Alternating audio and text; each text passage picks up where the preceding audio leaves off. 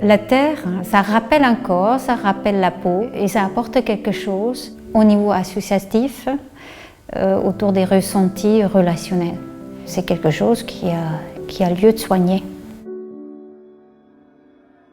Donc il y a beaucoup de questions autour de l'analyse des situations cliniques. Les stagiaires sont souvent de la profession d'infirmier. Il y en a qui ont une clinique avec les enfants, d'autres avec les adultes, les adolescents, des autistes, personnes âgées. C'était difficile pour moi parce que je ne connaissais pas du tout cette matière-là. Donc du coup, si moi je me sens en difficulté, je n'ose même pas imaginer la perception de ces enfants-là face à cet outil-là qui est pourtant un très bon médiateur, me semble-t-il, mais qui ne sont pas capables de pouvoir produire. Donc du coup, eux aussi doivent être encore plus en difficulté que moi. Et là, j'ai demandé une formation. On a pu vraiment se retrouver face à la terre. Il y a beaucoup de bienveillance aussi des animateurs. Donc une semaine de stage avec donc 2 intervenantes. Donc la première intervenante était une infirmière qui nous a plus plongé dans l'univers pratique. Et donc une deuxième partie beaucoup plus théorique, mais qui justement est extrêmement importante aussi pour pouvoir justement garantir un cadre thérapeutique lors de la pratique.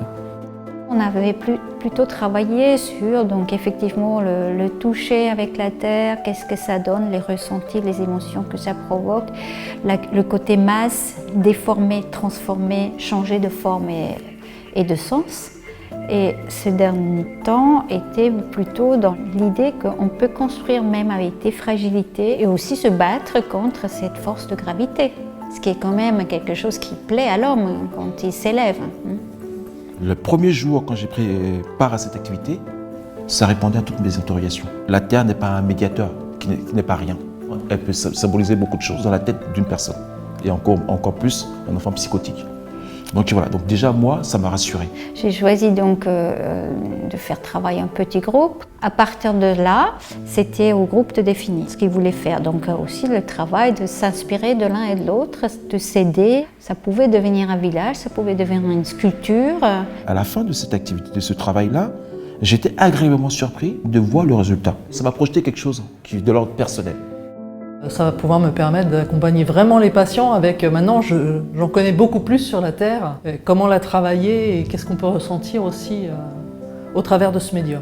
Comme je travaille avec des enfants qui sont quand même relativement créatifs, mais qui ont des problèmes de relation entre eux et puis entre les soignants et les adultes, je trouve que cet espace en tout cas permet un apaisement.